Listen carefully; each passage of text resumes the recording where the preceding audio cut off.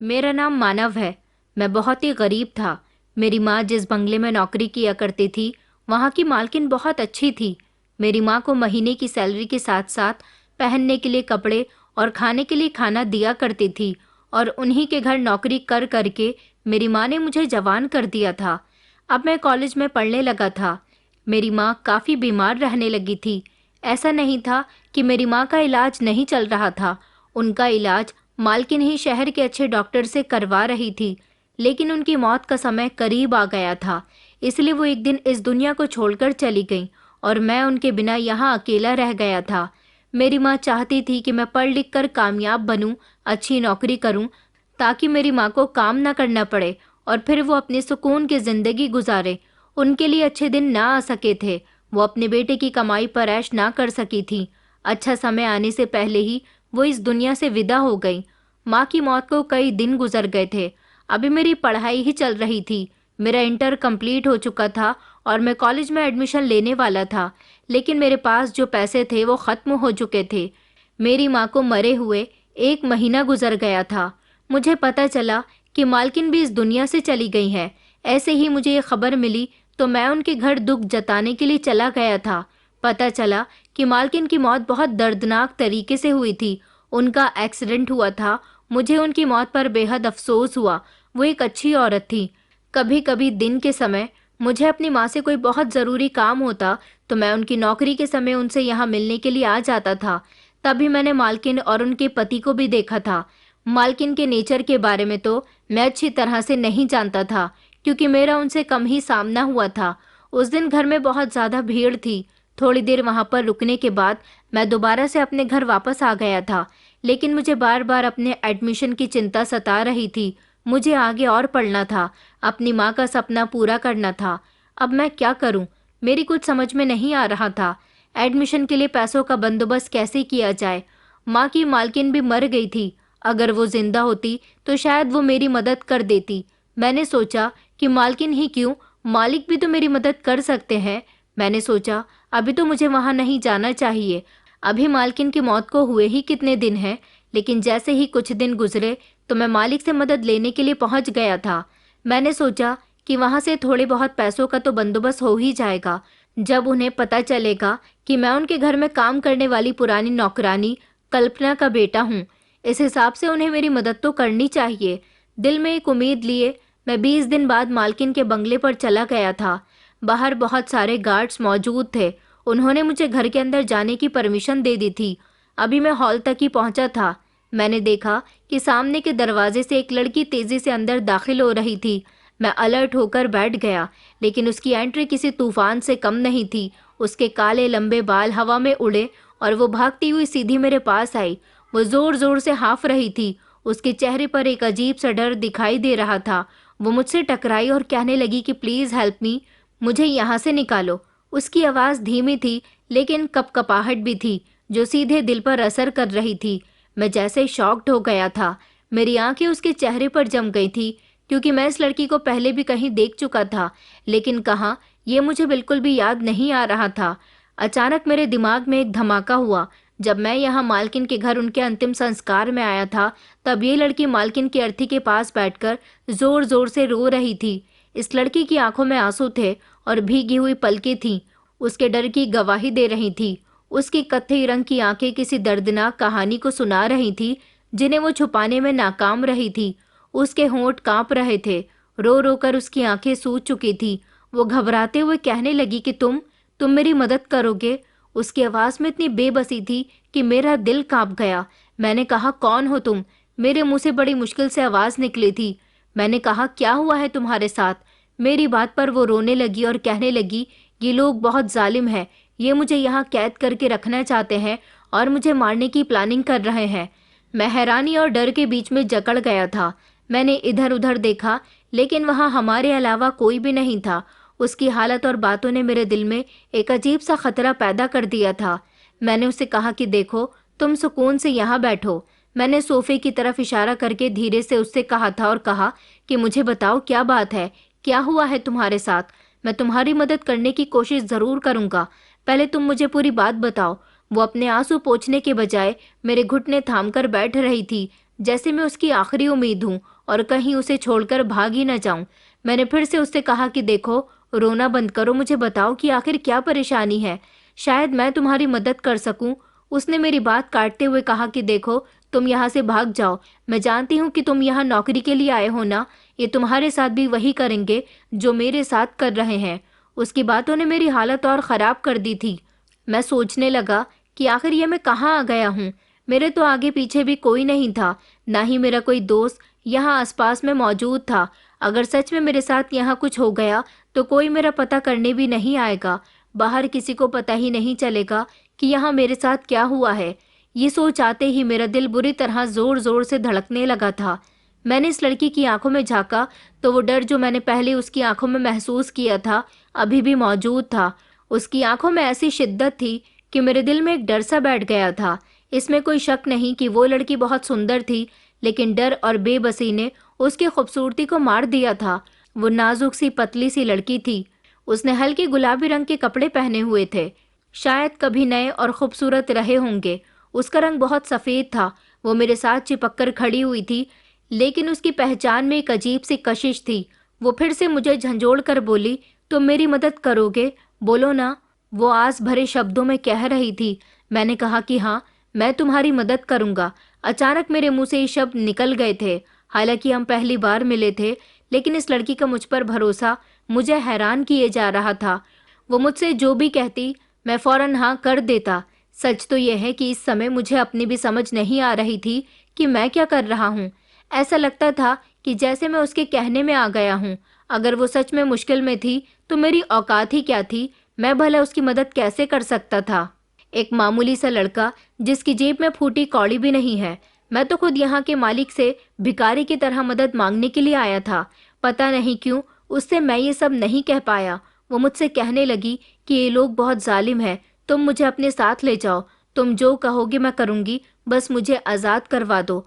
वो मेरे सामने हाथ जोड़ने लगी। उसके होठों में इतनी रिक्वेस्ट थी कि मैं अपनी जगह हिलकर रह गया था।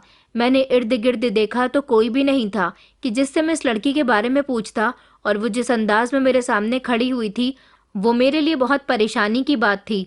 मैं डर के मारे उसके हाथ पर हाथ भी नहीं रख सकता था, ना ही उसे तसल्ली देने के लिए मेरे पास कोई हौसले भरे शब्द थे। मैं तो अपनी परेशानी में घर से निकलकर यहाँ पहुँचा था। मुझे क्या पता था कि एक नई परेशानी मेरे सामने मौजूद होगी। मैंने उसे कहा कि देखो, मैंने तुमसे वादा कर लिया है, तुम यहाँ आराम से बैठ जाओ, लंबी सांस लो और मुझे बताओ कि आखिर क्या बात है। जब तक मुझे तुम्हारी परेशानी का सही हल पता नहीं चलेगा तो मैं तुम्हारी मदद कैसे कर सकता हूँ। ये सच है कि मैं यहाँ अपनी पढ़ाई के लिए बंदोबस्त करने के लिए आया हूँ, लेकिन मैंने अपना ज़मीर अभी भी किसी के पास गिरवी नहीं रखवाया। अगर तुम्हें मदद की ज़रूरत है तो जहाँ तक हो सका मैं तुम्हें यहाँ से निकालने की कोशिश करूँगा। उसने मुझसे कहा कि तुम यहाँ किसी की मदद मत लो, यहाँ से बाहर जाकर तुम मेरी मदद कर सकते हो। मैं तो उसकी बात सुनकर परेशान हो गया।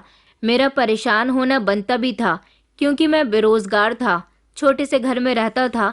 अगर मैं इसे यहाँ से ले भी जाता तो अपने साथ तो नहीं रख सकता था, और सबसे बड़ी बात यह है कि उसे यहाँ से ले जाना नामुमकिन सी बात थी, क्योंकि गेट से अंदर मैंने काफ़ी हट्टे कट्टे गार्ड्स खुद अपनी आंखों से देखे थे। उनकी मौजूदगी में तो चिड़िया भी पर नहीं मार सकती थी। हाँ, लेकिन उसकी मदद की वजह से मैं अपनी जान से ज़रूर जा सकता था। लेकिन इस लड़की को ऐसी हालत में छोड़ने का मेरा मन नहीं कर रहा था। मेरा दिल ये भी नहीं मान रहा था, और मैं इसकी मदद भी नहीं कर सकता था। ये सारी सिचुएशन मेरे लिए किसी दिमागी दबाव से कम नहीं थी, मगर वो किसी मासूम बच्चे की तरह डरती हुई नज़रों से मुझे देखने लगी। मगर मैंने अपनी नज़र झुका ली। मैंने हिचकिचाते हुए पूछा कि मालिक कहाँ है? क्या मैं उनसे बात कर सकता हूँ? उसने जल्दबाजी में और घबराकर कहा, तुम्हें उनसे बात करने की कोई ज़रूरत नहीं है। वो अच्छे इंसान नहीं है। वो इस सब की असल वजह है। मेरे सामने जब से उनकी हकीकत आई है, मुझे वो मेरे दुश्मन नज़र आने लगे हैं। मैंने कहा, क्या उन्होंने तुम्हें कैद करके रखा है? यहाँ मेरी माँ ने काफ़ी समय तक काम किया, लेकिन अब वो इस दुनिया में नहीं है, और उनके मरने के कुछ समय के बाद ही मालकिन की भी मौत हो गई। क्या तुम उन्हें जानती हो? तो वो कहने लगी कि मैं तुम्हारी माँ को तो नहीं जानती, लेकिन इस घर की मालकिन मेरी माँ थी जो अब इस दुनिया में नहीं रही। देखो, तुम फालतू बातें करके अपना और मेरा समय बर्बाद कर रहे हो। तुम मुझे यहाँ से निकाल दो। वो मेरी बात का जवाब देने के बजाय घबराते हुए कहने लगी कि प्लीज़ मेरी मदद करो, मैं बहुत परेशान हूँ। मैं भी उसकी बात सुनकर परेशान हो गया था और इधर-उधर देखने लगा। उसकी आंखों में एक उम्मीद के साथ-साथ डर भी भरने लगा था। मैंने कहा, अच्छा, तुम रोना बंद करो, खुद को संभालो। मैंने कहा, अच्छा ये बताओ कि तुम्हारे घर का कोई फैमिली मेंबर तो यहाँ होगा ना? वो कहने लगी कि मैंने कहा ना कि इस घर की मालकिन मेरी माँ है और वो अब इस दुनिया में नहीं है। अगर मेरा कोई होता तो यूं मैं इस तरह तुम्हारे आगे रो रो कर रिक्वेस्ट न कर रही होती और ना ही मेरे साथ आज ऐसा जुल्म हो रहा होता। मैंने कहा, क्या सच में तुम मालकिन की बेटी हो? तो वो कहने लगी कि हाँ। मैंने कहा, तो फिर मालकिन के पति तो मालिक हैं। तुम ये किस तरह की बातें कर रही हो कि तुम्हारा मालकिन के अलावा इस दुनिया में कोई नहीं है? मैं परेशान होकर बार बार उससे पूछ रहा था। वो मुझे कहीं से भी इस घर की मालकिन की बेटी नहीं लग रही थी। वो तो इन मामूली से कपड़ों में किसी नौकरानी की बेटी लग रही थी। हाँ, मगर उसकी शक्ल किसी मलिका जैसी थी। अगर वो इस घर की बेटी होती तो इस तरह से मेरे आगे रो रो कर रिक्वेस्ट न कर रही होती और ना ही उसकी कंडीशन ऐसी हो रही होती। उसके बोलने के अंदाज से भी मैं समझ गया था कि जरूर कोई ना कोई बड़ी बात है। अभी मैं उसकी बात समझने की कोशिश कर ही रहा था, उसी समय दरवाजा एक झटके से खुला और एक बड़ी उम्र के आदमी बड़े ही भरोसे के साथ घर के अंदर दाखिल हुए, जिनकी उम्र लगभग 55 साल के करीब होगी। वो सूट बूट पहने हुए थे। उनके चेहरे पर एक अजीब सा सुकून था, लेकिन उनकी आंखों में एक अजीब सी चमक थी जो उनके सुकून से मेल नहीं खा रही थी। उन्होंने वहां कदम रखते ही हमें देखा। जैसे ही उनकी नज़र इस लड़की पर पड़ी, उनकी आंखों में एक अजीब सी वहशत आ गई, लेकिन फौरन उन्होंने अपने एक्सप्रेशन पर काबू पा लिया। वो मुस्कुराते हुए मेरी तरफ देखने लगे और कहने लगे कि तुम बैठो बरखुरदार, इसकी बातों पर ध्यान मत दो। उन्होंने नरमी से कहा कि इस लड़की की दिमागी हालत कुछ ठीक नहीं है। उन्होंने इस लड़की की तरफ इशारा करते हुए कहा था और फिर वो मुस्कुराकर मुझे देखने लगे थे और फिर इस लड़की को देखने लगे तो उनकी आंखों में एक अजीब सी चमक उभर आई थी, जैसे एक शिकारी अपने शिकार को देखकर महसूस करता है। फिर उन्होंने किसी को आवाज दी, मनोहर। उनके बुलाने की देर थी कि दो हट्टे कट्टे आदमी वहां पर आए। दोनों लंबे और मजबूत शरीर के थे और उनके चेहरों पर कोई एक्सप्रेशन नहीं था, जैसे वो सिर्फ उनके काम के लिए वहां आए थे। उस आदमी ने इन दोनों की तरफ देखा और बिना कुछ कहे अपनी आंखों के इशारे से हुक्म दिया तो वो फौरन उस लड़की की तरफ बढ़े। लड़की ने मेरी तरफ बेबसी से देखा और घबराकर मेरे पीछे छुपने की कोशिश की। कहने लगी कि नहीं नहीं, मुझे बचाओ प्लीज, मुझे बचाओ, यहाँ से मुझे ले चलो। वो चीख रही थी, लेकिन उसकी आवाज़ जैसे कहीं दूर से आ रही हो। मैं हैरानी और डर से उसकी तरफ देख रहा था। उसकी आंखों में बहुत सारी कहानियां छुपी हुई थी, जैसे वो कह रही हो कि ये सब कुछ हकीकत है, वो झूठ नहीं कह रही। इन दोनों आदमियों ने लड़की के बाजू पकड़ लिए और उसे घसीटने लगे। वो रिक्वेस्ट कर रही थी, चीख रही थी कि मुझे छोड़ दो प्लीज, मुझे जाने दो। उसकी चीखें कमरे में गूंज रही थी, लेकिन इन मर्दों के चेहरे पर कोई फर्क नहीं पड़ा। जब वो लड़की को लगभग कमरे से बाहर ले जा रहे थे, वो पलटकर मेरी तरफ देखती रही। उसकी आंखों में इतना दुख था कि मैं पल भर के लिए अपने इर्द गिर्द सब कुछ भूल गया था। वो आंखें मुझसे मदद की भीख मांग रही थी, लेकिन मेरा दिमाग और दिल जैसे कंफ्यूज हो गया था। वो आखिरी समय तक मेरी तरफ देखती रही, जैसे कह रही हो, क्या तुम सच में कुछ नहीं करोगे? उसके जाने के बाद वो आदमी मेरे करीब वाले सोफे पर बैठ गए। उनके चेहरे पर एक अजीब सी परेशानी थी, जैसे उन्होंने अपनी मुस्कुराहट को रोक लिया। फिर वो नरमी से कहने लगे कि यहाँ जो कुछ हुआ उसे भूल जाओ और बाहर किसी को ये मत बताना। दरअसल इस लड़की की दिमागी हालत ठीक नहीं है और ये सब कुछ दवाइयों की वजह से हुआ है, इसलिए वो इस तरह की फिजूल बातें कहती रहती है। बस दरवाज़ा खुला होने की देर होती है, फौरन ही बाहर निकल कर आती है। उनकी मुस्कुराहट में कुछ ऐसा था जिसने मेरे दिल में डर पैदा कर दिया था। मैं वहां बैठा ध्यान से उनकी बातें सुनता रहा, लेकिन मेरे दिमाग में इस लड़की की चीखें और इसकी रोती हुई आंखें बार बार आ रही थी। इन आंखों ने जैसे मेरी आत्मा को अपने वश में कर लिया था। वो जो मुझे बता रहे थे, उन सब से ऐसा लग रहा था जैसे कुछ तो छुपा हुआ है और वही मुझे जानना था और समझना था। वो और कोई नहीं बल्कि मालकिन के पति थे, जिनको मैं आज पहली बार देख रहा था, इसलिए मैं इनको पहचान नहीं पाया था। उन्होंने पूछा कि तुम कौन हो और यहाँ किस लिए आए हो? तो मैंने उनको बताया कि मैं आपके बंगले में काम करने वाली पुरानी नौकरानी कल्पना का बेटा हूँ। मुझे आपकी मदद की ज़रूरत है। दरअसल मेरी माँ यहाँ की पुरानी नौकरानी रह चुकी है।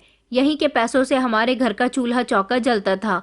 माँ के मर जाने के बाद मैं काफ़ी परेशानियों से गुजर रहा हूँ। मालकिन ने मेरी पढ़ाई का सारा खर्च उठाया हुआ था, लेकिन अब वो इस दुनिया में नहीं है। मेरा इंटर कंप्लीट हो चुका है। मैं कॉलेज में एडमिशन लेना चाहता हूँ।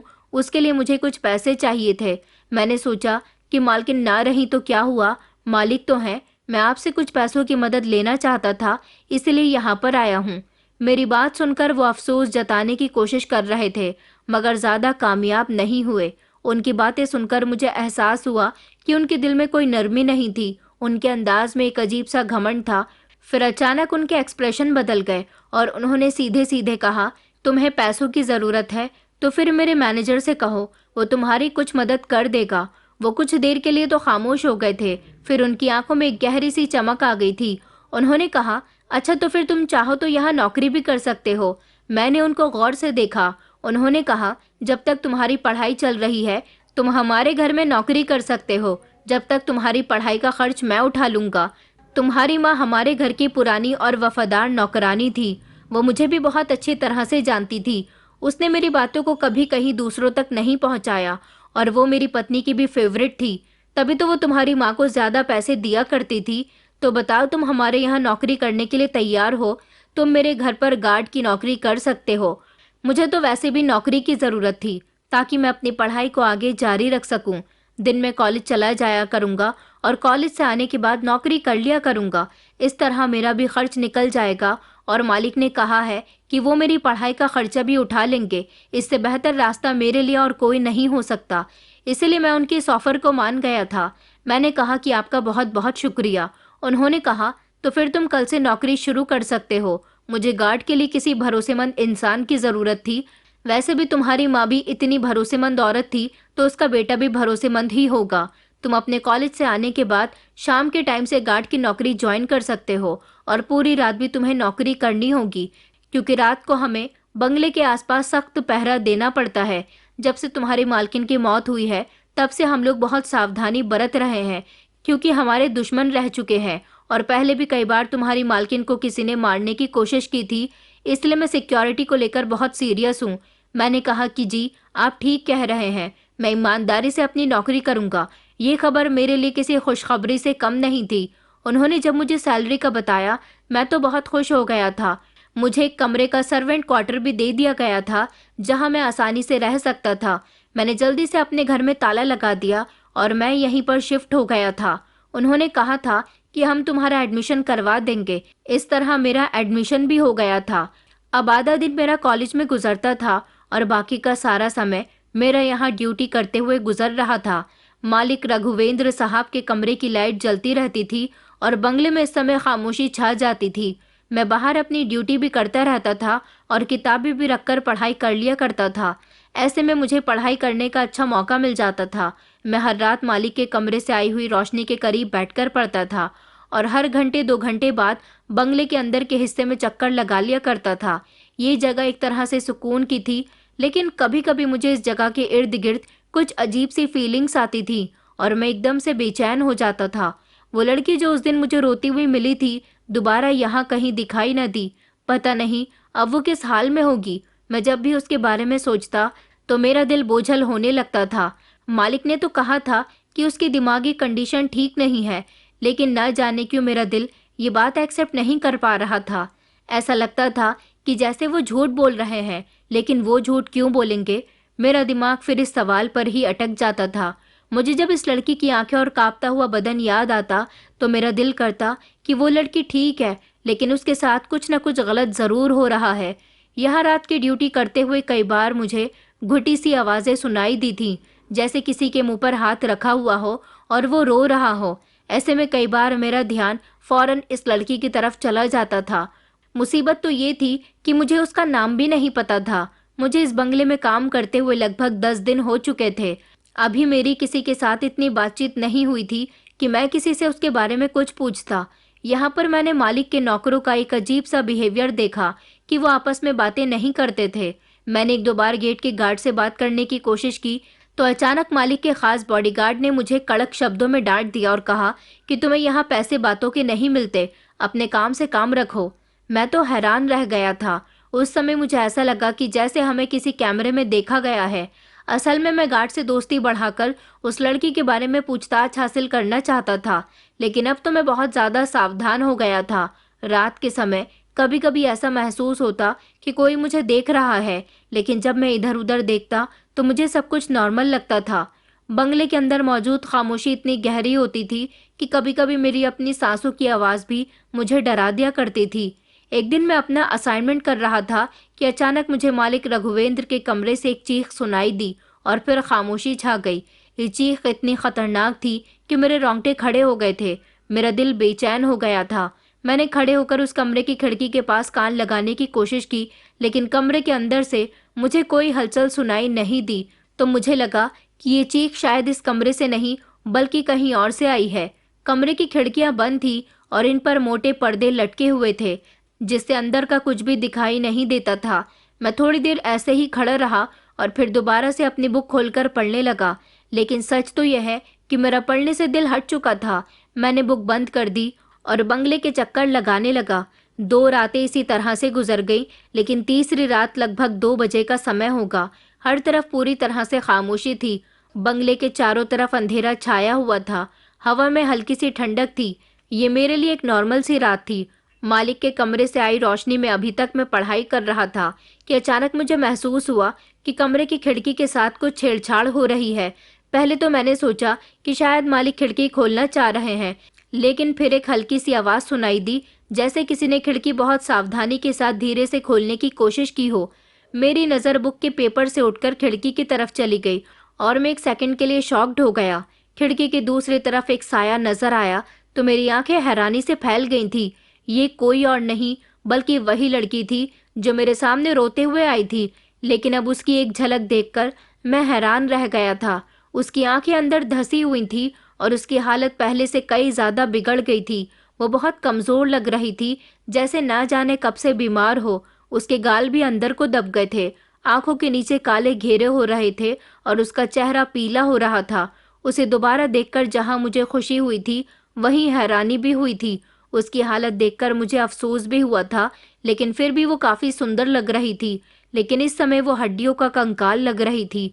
कुछ समय में उसकी क्या हालत हो गई थी, मैंने अफसोस से सोचा। वो और मैं दोनों आमने सामने खड़े थे।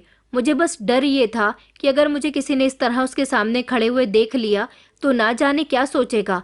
मैंने फौरन अपनी नज़रें नीचे की और वहां से हटने लगा था कि अचानक वो अपने कमज़ोर हाथों से मुझे अपनी तरफ इशारा करके बुलाने लगी, लेकिन मैं हैरानी और डर के साथ खड़ा रहा।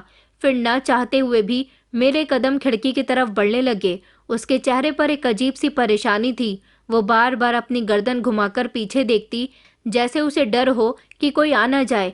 मैंने खिड़की के करीब जाकर धीमी आवाज़ में पूछा कि जी जी, सब ठीक तो है ना। वो मेरी तरफ गौर से देखने लगी, फिर बोलने की कोशिश करने लगी। ऐसा लग रहा था जैसे उसे बोलने में काफ़ी दिक्कत हो रही है। उसने अपने दोनों हाथ अपने गले पर रख रखे थे और लगातार अपना गला दबाने की कोशिश करने लगी। मुझे उसकी हालत देखकर अफसोस हुआ। मैं वहां से हटने लगा था कि उसने तेजी से अपने हाथ शीशे पर मारने शुरू कर दिए। वो मुझे लगातार अपनी तरफ आने का इशारा कर रही थी, मगर मुझे कुछ समझ नहीं आ रहा था कि वो क्या कह रही है। लेकिन जैसे ही मैं लड़की के करीब पहुंचा, अचानक कमरे की लाइट बंद हो गई। कमरे में पूरी तरह से अंधेरा छा गया था। मैं एकदम पीछे हट गया। मेरा दिल जोर जोर से धड़क रहा था और खिड़की जोरदार आवाज के साथ बंद हो गई, जैसे किसी ने गुस्से के साथ पूरी ताकत लगाकर उसे बंद किया हो। मैं वहीं खड़ा रह गया था, लेकिन कमरे के अंदर अलग अलग चीजों के गिरने की आवाज आने लगी। एक अजीब सा शोर था, जैसे किसी ने उस लड़की के मुंह पर हाथ रख दिया हो। फिर एक कुर्सी जोर से घसीटने की आवाज आई और फिर बुक शेल्फ गिरने की आवाज। क्या हो रहा है, मैंने कांपती हुई आवाज में पूछा, लेकिन जवाब में खामोशी थी। सिर्फ चीजों के गिरने की आवाज सुनाई दे रही थी। फिर तभी एक जोरदार चीख सुनाई दी और उसकी चीख में ऐसा दर्द था कि मेरा दिल दहलकर रह गया था। उसके चीखने की आवाज जैसे मेरे कानों से गुजरती हुई दिल तक जा पहुंची थी। मुझे बचा लो, प्लीज मुझे बचा लो, वो चीख रही थी। उसकी चीख धीरे धीरे और ज्यादा तकलीफदेह होती जा रही थी। ऐसा लगा जैसे वो किसी बहुत बड़ी परेशानी से गुजर रही हो। फिर यह आवाज धीरे धीरे धीमी होने लगी। ऐसा लगा जैसे उसे कमरे से ले जाया जा रहा हो। फिर अचानक खामोशी छा गई। मैं वहीं खड़ा रहा। दिल की धड़कन तेज थी और मुझे पसीना आ रहा था। मैंने हिम्मत करके टॉर्च ऑन की और फिर डरते डरते मैं उस खिड़की की तरफ गया। मेरा इरादा यही था कि खिड़की के अंदर टॉर्च की रोशनी लगाकर देखूं कि अंदर के क्या हाल है। लास्ट उसी समय मालिक का बॉडीगार्ड तेजी से बाहर निकला। मैंने टॉर्च फौरन नीचे कर ली और खिड़की के पास से हट गया। गार्ड ने फौरन चौकीदार से कहा कि गेट खोलो और खुद उसने गाड़ी बहुत तेजी से बाहर निकाली। इतने में मालिक और एक बॉडीगार्ड इस लड़की को पकड़कर बाहर लेकर आए। वो लड़की उनके बाजू पर झूल रही थी। वो अपने होश में नहीं थी। ये लोग उसे लेकर अस्पताल जा रहे थे। मेरा दिल डर रहा था। मेरे दिमाग में सवाल थे लेकिन कोई जवाब नहीं था। मेरे दिल में ना जाने क्यों इतनी बेचैनी थी। जब से उस लड़की की यह हालत देखी थी मेरे दिमाग में इसकी मदद की पुकार गूंज रही थी। मुझे ऐसा लगता था कि लड़की बहुत बड़ी मुसीबत में है। मुझे इसके बारे में पता करना होगा, लेकिन मैं सच्चाई कहाँ से पता करूं? ये वहम मेरे दिमाग में हजारों सवाल पैदा कर रहा था। उस रात के बाद मेरी नींद उड़ गई थी। उसके शब्द, उसकी चीखें और उसकी बेबसी मेरे दिमाग से निकल ही नहीं रही थी। अगली सुबह जब मैं कॉलेज जाने के लिए निकला तो मालिक के मैनेजर ने मुझे रोका और कहा कि रात तुम खिड़की के पास क्यों खड़े थे? तो मैंने उन्हें बताया कि मैं वहां देखरेख करने के लिए खड़ा था। तो उन्होंने मुझे टोकते हुए कहा कि आइंदा तुम उस कमरे के आसपास मुझे दिखाई मत देना। उसके अंदाज में एक अजीब सी धमकी थी। और हाँ, रात को एक जगह खड़ा नहीं रहना, बल्कि पूरी जिम्मेदारी के साथ बाउंड्री वॉल के इधर उधर चक्कर लगाते रहना। और खबरदार, आइंदा मैं तुम्हारी कोई लापरवाही न देखूं। मैंने उन्हें यकीन दिलाया कि मैं पूरी तरह से अलर्ट होता हूँ, इसलिए आप फिक्र ना करें। तो वो मुझे चुभती हुई नज़र से देखकर चले गए। अब मेरी यही ड्यूटी थी कि मैं बाउंड्री वॉल के इर्द गिर्द चक्कर लगाता रहता था। लेकिन जब से मैं यहाँ आया था और रात की ड्यूटी करने लगा था तो मुझे यहाँ पर अक्सर चीखने की आवाज़ें सुनाई देती थी। और ये कोई एक दिन की बात नहीं थी जिसे मैं इग्नोर कर देता। ये आवाज़ ज़्यादातर 2 बजे या 2 बजे के बाद ही सुनाई देनी शुरू हो जाती थी। ऐसा लगता था जैसे कोई ख़ास एक्टिविटीज़ हो रही हो। हल्की हल्की बातों की आवाज़, बंगले के पिछले हिस्से में बहुत ज़्यादा चहल पहल, दरवाजे का हल्के से खुलना बंद होना और कहीं कदमों की आवाज़ रात में बहुत ज़्यादा सुनाई देती थी। मेरे लिए इस समय सबसे अहम मेरी नौकरी थी, क्योंकि इसकी वजह से मेरी शिक्षा हो पा रही थी। ये उस रात की बात थी जब हर तरफ खामोशी छाई हुई थी। मैं बंगले के चारों तरफ घूमकर अपनी जगह आ गया था। सर्दी भी ज़्यादा बढ़ रही थी। मैंने अपने कोट में हाथ डाल लिए थे। मैं अपनी ड्यूटी पर था, हाथ में टॉर्च लिए बंगले के इधर उधर चक्कर लगा रहा था। तभी अचानक मुझे एक परछाई दिखाई दी और मैं रुक गया। देखने लगा कि ये कौन है। मेरे कदम लगातार उस तरफ बढ़ने लगे। जितना मैं करीब जा रहा था उतना ही मुझे साफ नजर आ रहा था कि ये किसी लड़की की परछाई थी और वो दीवार के पास छुपने की कोशिश कर रही थी। मैंने कहा, कौन हो तुम और यहाँ पर क्या कर रहे हो? इतने में ही उसने मुझे पलटकर देखा। एक लम्हे के लिए तो मैं घबरा गया था। उसने फौरन दौड़ लगा दी तो मैं भी उसके पीछे पीछे भागने लगा। वो दीवार के करीब पहुंची और दीवार पर चढ़ने की कोशिश करने लगी। मुझे आइडिया हो गया कि अगर मैंने फौरन कुछ नहीं किया तो वो बाहर निकल जाएगी। मैं भागते हुए तेजी से उसके करीब पहुंच गया। जैसे ही मैंने उसका बाजू पकड़ लिया और एकदम वो मुड़ी, कांपती हुई आवाज में कहने लगी कि भगवान के लिए मुझे जाने दो। ये लोग मुझे भी इसी तरह मार देंगे जिस तरह मेरी माँ को मार दिया। मेरे साथ बहुत बुरा सलूक होता है। उसने अपने कपड़े हटाकर मुझे दिखाए और कहने लगी कि देखो, मेरे शरीर पर निशान है। मेरे साथ बहुत जुल्म हो रहा है। ये हमेशा मुझसे मदद मांगती थी, जाने को कहती थी, और आज इसकी हालत देखकर मेरा दिल तड़प उठा था। उसकी आंखों में वही डर था, वही उम्मीद थी जो मैंने उस समय देखी थी। वो मेरे आगे हाथ जोड़कर कहने लगी कि प्लीज़ मुझे जाने दो, मुझे किसी तरह यहाँ से निकाल दो। मुझे इससे डर लग रहा था। एक तरफ खुशी हुई कि आज मुझे इससे बात करने का मौका मिल गया, लेकिन दूसरी तरफ उसकी हालत देखकर मैं परेशान भी हो गया था। मैंने कहा, तुम रात के समय भागकर कहाँ जा रही हो? मेरी आवाज़ सन्नाटे में दूर तक ना जाए, इसलिए मैं खामोशी से बात कर रहा था।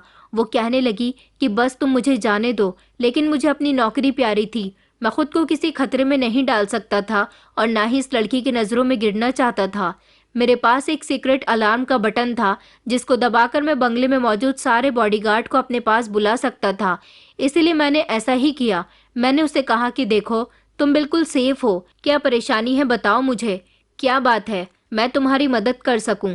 मेरी बात सुनकर उसकी आंखों में हल्की सी उम्मीद जाग गई थी। फिर वो कहने लगी कि मैं बिल्कुल भी ठीक नहीं हूँ। मुझे यहाँ कैद करके रखा जा रहा है।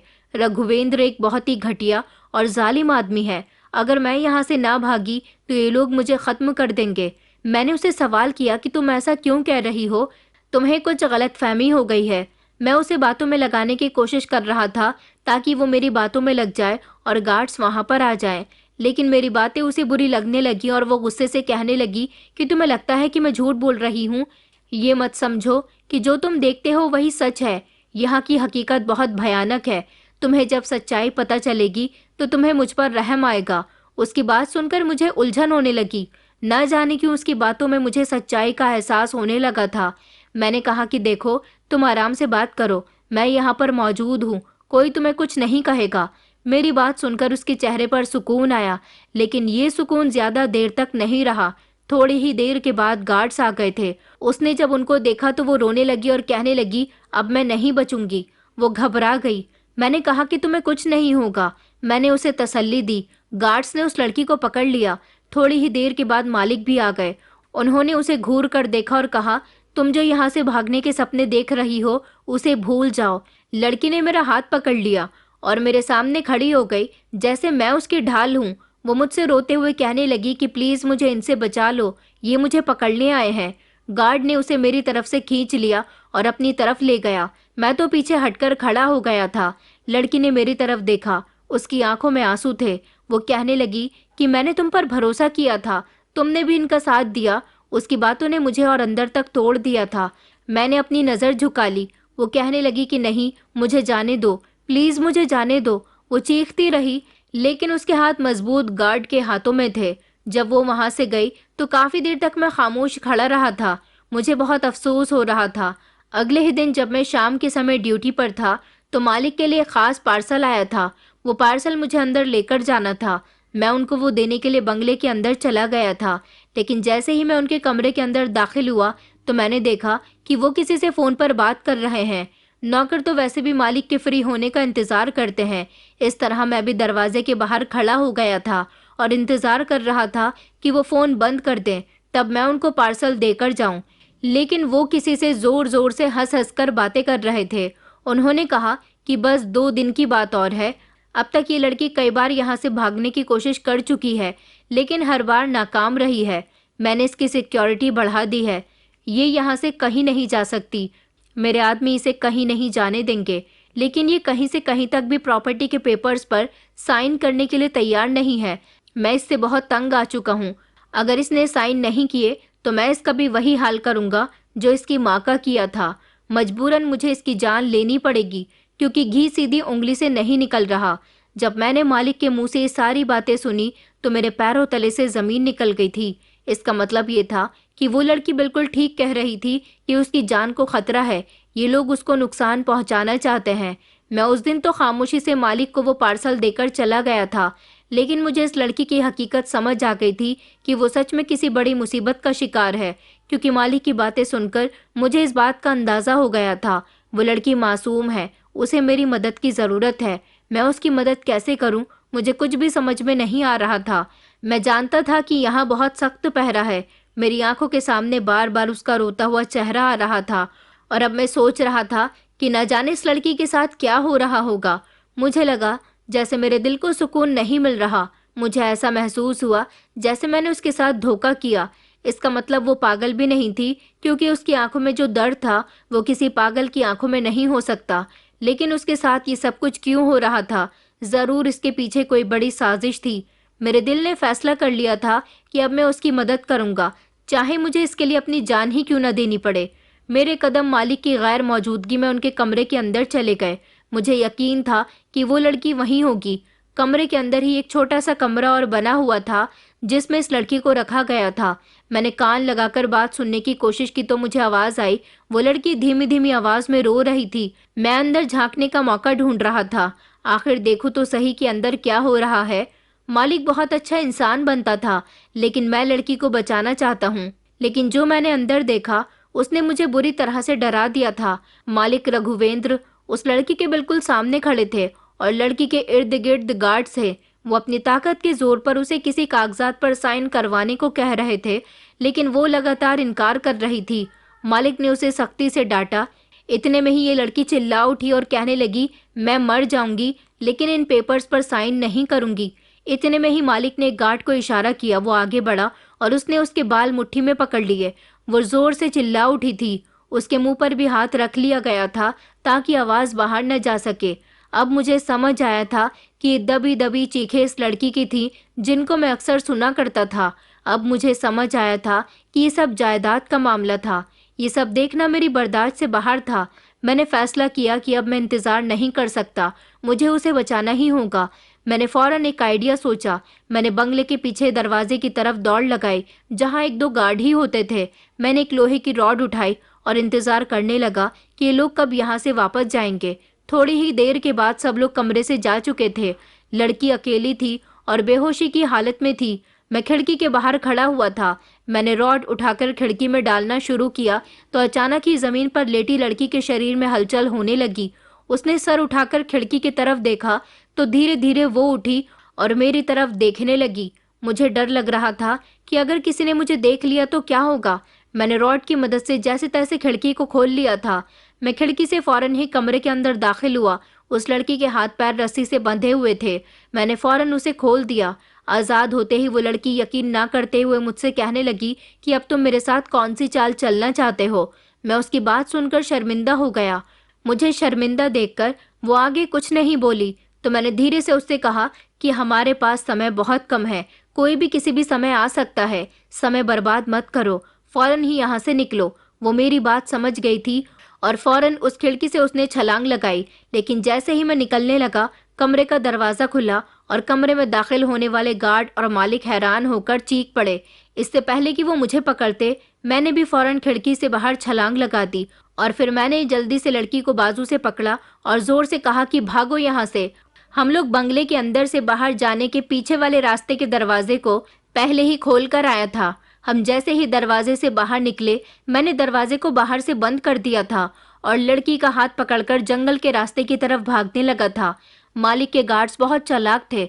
दरवाजा बंद देखकर उन्होंने बाउंड्री वॉल से छलांग लगा दी थी और हमारा पीछा करने लगे।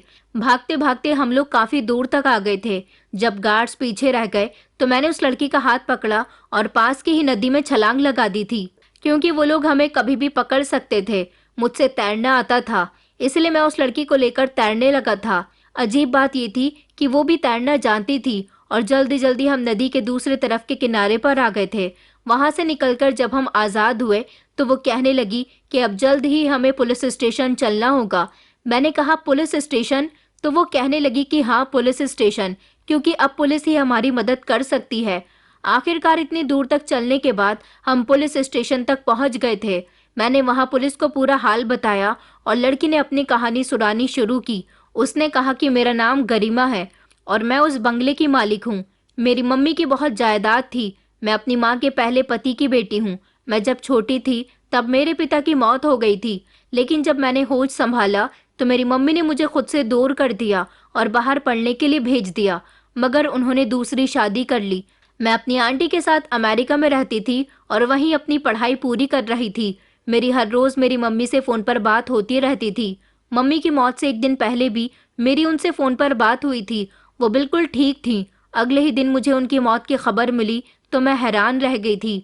उनके अंतिम संस्कार पर जब मैं यहाँ पहुंची तो पता चला कि उनकी मौत कार एक्सीडेंट में हुई है, लेकिन मरने से पहले पिता ने मुझे बताया कि उनकी मौत हार्ट अटैक से हुई थी। जब घर में कुछ शांति हुई तो उन्होंने मुझे घर में कैद करके रखना शुरू कर दिया। दरअसल ये सारी प्रॉपर्टी मेरी माँ के पहले पति मतलब मेरे फादर की थी और मेरे सौतेले पिता ने मेरी माँ से शादी उनकी दौलत देख कर की थी। मेरी माँ ने जीते जी अपनी सारी दौलत मेरे नाम कर दी थी। ये बात जब मेरे सौतेले पिता को पता चली तो वो मेरी माँ को मारा करते थे और उनसे कहते थे कि वो अपनी सारी जायदाद उनके नाम कर दें, लेकिन मेरी माँ ने ऐसा नहीं किया। उन्होंने अपने पति की कोई बात नहीं मानी तो मेरे सौतेले पिता रघुवेंद्र जी ने मेरी माँ का कार एक्सीडेंट करवा दिया। उसके बाद मुझे मेरी माँ की खबर मिली और मैं यहाँ आ गई। यहाँ आने के बाद इन लोगों ने मुझ पर भी जुल्म करने शुरू कर दिए। मुझे घर में कैद कर लिया, मेरे साथ मारपीट करने लगे और कहते कि मैं अपने होशो हवास में पेपर्स पर साइन कर दूं। वो दुनिया को ये बता रहे हैं कि मैं पागल हूँ, लेकिन हकीकत यह है कि वो मुझ पर अत्याचार करके पेपर्स पर साइन करवाना चाहते हैं। गरिमा की आवाज़ कांप रही थी, लेकिन फिर भी वो कॉन्फिडेंस के साथ बोल रही थी। मैं लगातार उसे देख रहा था कि उसने कितनी तकलीफ सही थी। पुलिस ने उसके बयान रिकॉर्ड किए और उसके बयान पर बंगले को चारों तरफ से घेर लिया था और उसके सौतेले पिता को अरेस्ट कर लिया गया था। गरिमा का मेडिकल चेकअप करवाया गया तो उसमें भी ये पता चला था कि उसके साथ रोज मारपीट होती थी, जिससे ये बात साबित हो गई थी कि उसके सौतेले पिता ने ही उसकी हालत ऐसी की है, क्योंकि कुछ ऐसे सबूत भी थे जो गरिमा के सौतेले पिता की तरफ इशारा कर रहे थे, जिनकी बेस पर उन्हें अरेस्ट कर लिया गया। उसके सौतेले पिता पर कार्यवाही की गई। इस तरह गरिमा बच गई और वो बार बार मेरा धन्यवाद कर रही थी। उसका कहना था कि अगर तुम समय पर मेरी मदद नहीं करते तो शायद मैं मर जाती। मैं तुम्हारे इस एहसान को कभी नहीं भूलूंगी। गरिमा की जिंदगी में सुकून आ गया था। गरिमा अब अपने घर में अपने हिसाब से रहने लगी थी। उसकी माँ के कातिल को सजा मिल गई थी। गरिमा ने कुछ समय के बाद मुझे खुद ही प्रपोज कर दिया और मुझसे शादी के लिए कहा। मैं उसे कैसे मना कर सकता था, क्योंकि मैं भी उसे दिल ही दिल में पसंद करने लगा था। और इस तरह कुछ समय के बाद मेरी गरिमा के साथ शादी हो गई। गरिमा की वजह से मुझे एक अच्छा हमसफर, एक अच्छी नौकरी और रहने के लिए बड़ा सा घर मिल गया था और आज मैं अपनी पत्नी के साथ एक खुशहाल जिंदगी गुजार रहा हूँ। दोस्तों, उम्मीद करती हूँ आपको हमारी कहानी पसंद आई होगी। कहानी पसंद आई है तो वीडियो को लाइक करें, चैनल पर नए हैं तो चैनल को सब्सक्राइब करें और हाँ, नोटिफिकेशन बेल को ज़रूर दबाएं ताकि अगली अपडेट सबसे पहले आपको मिले।